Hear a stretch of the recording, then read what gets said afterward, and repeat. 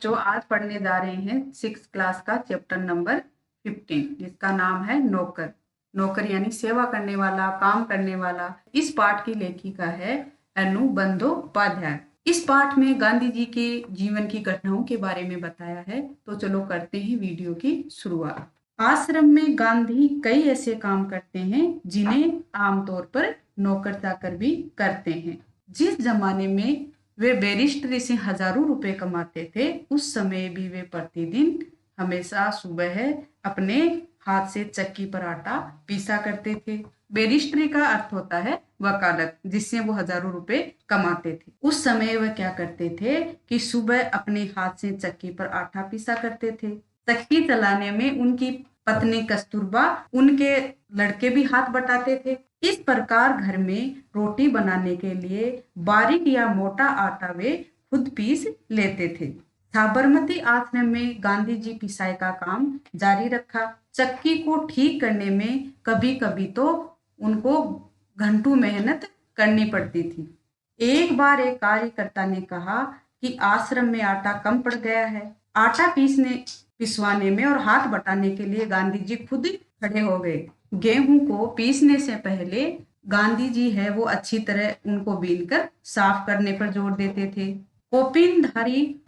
कोपिनधारी का अर्थ होता है धोती कुर्ता पहनने वाला। जो महान व्यक्ति है वो अनाज बीनते देखकर उनसे मिलने के लिए लोग हैं वो हैरत में पड़ जाते थे।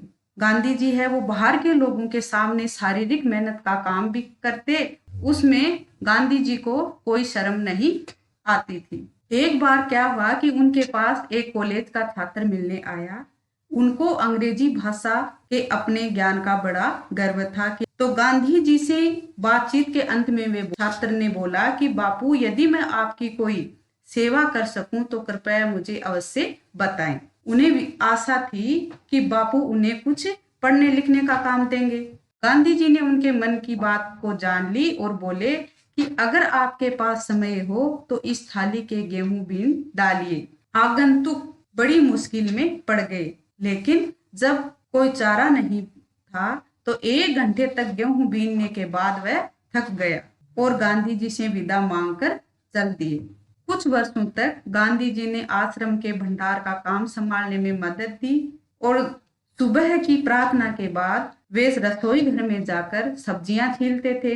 रसोई घर या भंडारे में अगर वे कहीं गंदगी या मकड़ी का जाला देख पाते तो अपने साथियों को आड़े हाथों लेते, अपने साथियों को डांटा करते थे, उसे भला बुरा कहते। उन्हें सब्जी, फल और अनाज के पौष्टिक गुणों का ज्ञान था। एक बार एक आश्रमवासी ने बिना धोए आलू काट दिए। गांधी जी ने उसे समझाया कि आलू और नींबू को बिना धोए नहीं काटना चाहिए। एक बार एक आश्रमवासी को कुछ ऐसे केले दिए गए जिनके छिलकों पर काले चक्के पड़ गए थे। इससे उसको बहुत बुरा माना। तब गांधी जी ने उसे समझाया कि ये जल्दी पच जाते हैं और तुम्हें खास तौर पर इसलिए दिए गए हैं कि तुम्हारा हाजमा कमजोर है। जो गांधी जी थे वो आश्रम वासियों को अक्सर स्वयं ही भोजन परोसते थे।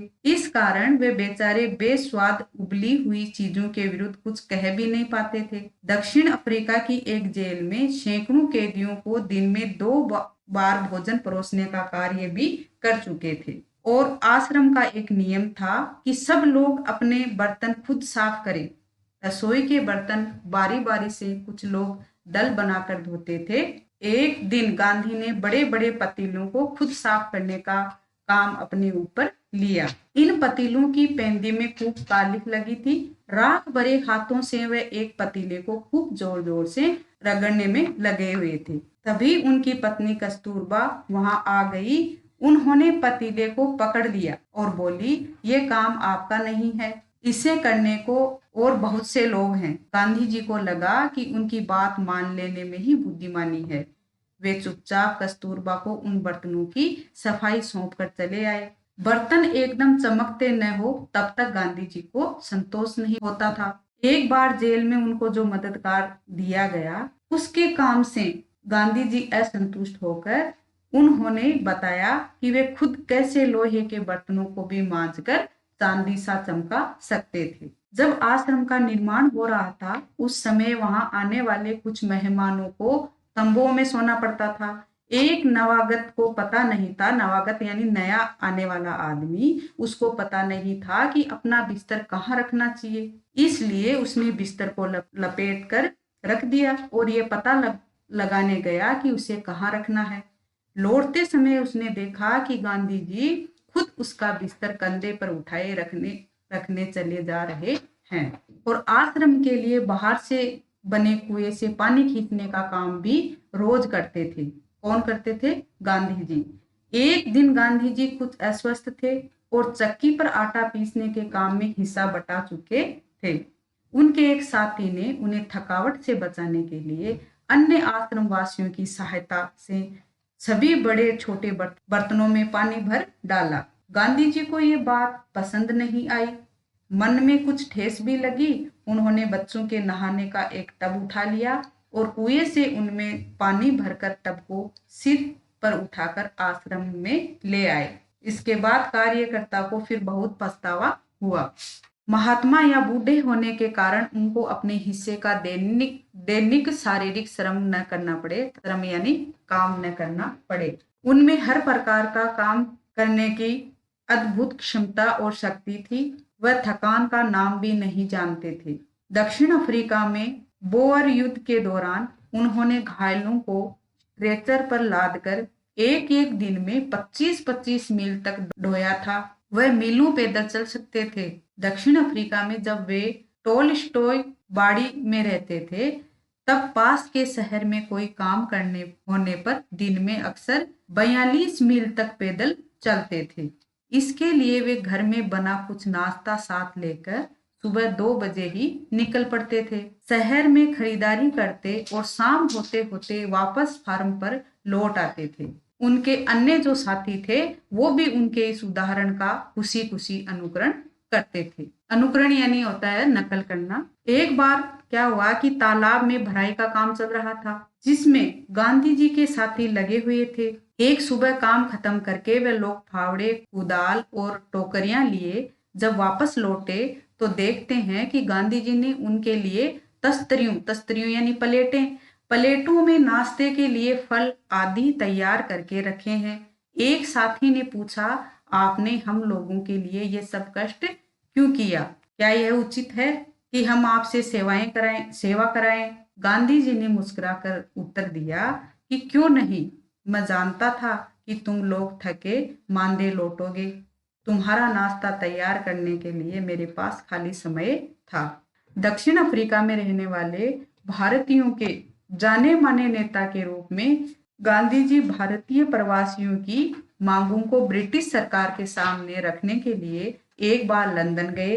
वहां उन्हें भारतीय छात्रों ने एक शाकाहारी भोज में निमंत्रण किया। छात्रों ने इस अवसर के लिए स्वयं ही शाकाहारी भोजन तैयार करने का निश्चय किया था। तीसरे पहर 2 बजे एक दुबला पतला और सरहरा आदमी आकर उनमें शामिल हो गया और तस्तरियां धोने, प्लेटें धोने, सब्जी साफ करने और अन्य छूट फूट काम करने में उनकी मदद करने लगा। उसके बाद छात्रों का नेता वहां आया तो क्या देखता है कि वह दुबला पतला आदमी और कोई नहीं, उस समय का भोज में निमंत्रण करने सम्मानित अतिथि स्वयं गांधी जी ही थे।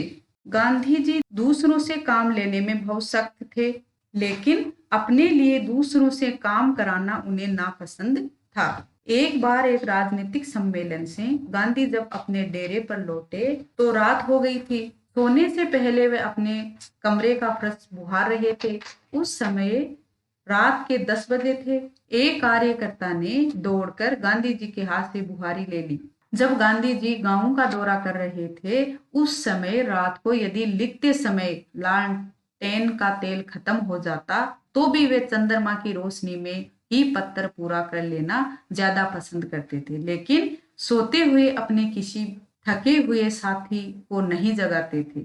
9 आखाली पद यात्रा के समय गांधी जी ने अपने शिविर में केवल 2 आदमियों को ही रहने की अनुमति दी। इन दोनों को यह नहीं मालूम था कि खाकरा कैसे बनाया जाता है। इस पर गांधी जी स्वयं रसोई में जा बैठे और निपुण रसोई की तरह उन्होंने खाकरा बनाने की विधि बताई। उस समय गांधी जी की अवस्था है वो 78 वर्ष की थी। गांधी जी को बच्चों से बहुत प्रेम था। अपने बच्चों के जन्म के 2 माह बाद ही उन्होंने कभी किसी दाई को बच्चे की देखभाल के लिए नहीं रखा। वे मानते थे कि बच्चे के विकास के लिए माँ बाप का प्यार और उनकी देखभाल ही अनिवार्य है। वे माँ की तरह बच्चों की देखभाल कर सकते थे, खिला पिला और बहला सकते थे। एक बार दक्षिण अफ्रीका में जेल से छूटने के बाद घर लौटने पर उन्होंने देखा कि उनके मित्र की पत्नी श्रीमती पोलक बहुत ही दुबली और कमजोर हो गई। उनका बच्चा उनका दूध पीना छोड़ता नहीं था और वह उसका दूध छुड़ाने की कोशिश कर रही थी। बच्चा उन्हें चैन नहीं लेने देता था और वह रो रो कर उन्हें जगाए रखता था। गांधी जी ने जिस दिन लौटे उसी रात से उन्होंने बच्चे की देखभाल का काम अपने हाथों में ले लिया। सारे दिन बड़ी मेहनत करने, सभाओं में भाषण देने के बाद 4 मील पैदल चलकर गांधी जी कभी कभी रात को 1 बजे घर पहुंचते थे और बच्चे को श्रीमती पोलक के बिस्तर पर से उठाकर अपने बिस्तर पर लेटा लेते और वह चारपाई के पास एक बर्तन में पानी भरकर रख लेते ताकि यदि बच्चे को प्यास लगे तो उसे पिला दें। लेकिन उसकी जरूरत ही नहीं पड़ती थी क्योंकि कभी नहीं रोता और उनकी चारपाई पर रात में आराम से सोता रहता। एक पखवाड़े तक माँ से अलग सुलाने के बाद बच्चे ने माँ का दूध छोड़ दिया। एक पखवाड़े यानी 15 दिन तक गांधी जी हैं वो अपने से बड़ों का बड़ा आदर करते थे। दक्षिण अफ्रीका में गोखले गांधी के साथ ठहरे हुए थे। उस समय गांधी ने उनके दुपट्टे पर इस्त्री की। वह उनका बिस्तर ठीक करते थे और उनको भोजन परोसते थे। उनके पैर दबाने को भी तैयार रहते थे। गोखले बहुत मना करते थे लेकिन गांधी जी नहीं मानते थे। महात्मा कहलाने से बहुत पहले एक बार दक्षिण अफ्रीका से भारत आने पर गांधी कांग्रेस के अधिवेशन में गए। वहां उन्होंने गंदे पाखाने साफ किए। पाखाने का अर्थ होता है गूसल खाना, जिसको हम अंग्रेजी में टॉयलेट भी कहते हैं। बाद में उन्होंने एक बड़े कांग्रेसी नेता से पूछा, मैं आपकी क्या सेवा कर सकता। नेता ने कहा, मेरे पास बहुत से पत्र इकट्ठे हो गए हैं जिनका जवाब देना है। मेरे पास कोई कारकुन नहीं है जिसे यह काम दूं।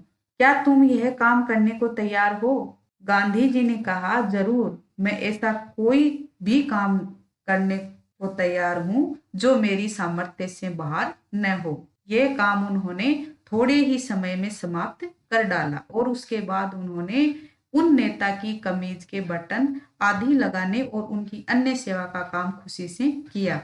जब किसी आश्रम में किसी सहायक को रखने की आवश्यकता होती थी तब गांधी जी किसी हरिजन को रखने का आग्रह करते थे। उनका कहना था कि नौकरों को हमें वेतन भोगी मजदूर नहीं, अपने भाई के सम्मान मानना चाहिए। इसमें कुछ कठिनाइयां हो सकती है, कुछ चोरियां हो सकती है, फिर भी हमारी कोशिश सर्वथा निष्फल नहीं जाएगी। निष्फल का अर्थ होता है बेकार नहीं जाएगी। कोई भी हमारी कोशिश बेकार नहीं जाएगी। उन्हें यह मालूम नहीं था किसी को नौकर की भांति कैसे रखें। एक बार भारत में जेल में उनके कई साथी कैदियों को उनकी सेवा टहल का काम सौंपा गया। एक आदमी उनके फल धोता या काटता, दूसरा बकरियों को दूहता, तीसरा उनके निजी नौकर की तरह काम करता और चौथा उनके पाखाने की सफाई करता, उनके टॉयलेट की सफाई करता। एक ब्राह्मण कैदी उनके बर्तन धोता था और 2 गोरे यूरोपियन प्रतिदिन उनकी चारपाई बाहर निकालते थे। गांधी जी ने देखा कि इंग्लैंड में ऊंचे घरानों में घरेलू नौकरों को परिवार का आदमी माना जाता था। एक बार एक अंग्रेज के घर से विदा लेते समय उन्हें ये देखकर खुशी हुई कि घरेलू नौकरों का उनसे परिचय नौकरों की तरह नहीं बल्कि परिवार के सदस्य के सम्मान कराया गया। एक बार एक भारतीय सज्जन के यहाँ काफी दिनों तक ठहरने के बाद गांधी जी जब चलने लगे तब उस घर के नौकरों से उन्होंने विदा ली और कहा कि मैं कभी किसी को अपना नौकर नहीं समझता, उसे भाई या बहन ही माना है और आप लोगों को भी मैं अपना भाई समझता हूँ। आपने मेरी जो सेवा की उसका प्रतिदान देने की सामर्थ्य मुझ में नहीं है, लेकिन ईश्वर आपको इसका पूरा फल देंगे। अगर ये वीडियो अच्छा लगा हो तो इसे लाइक शेयर और सब्सक्राइब करना ना भूलें। Thank you.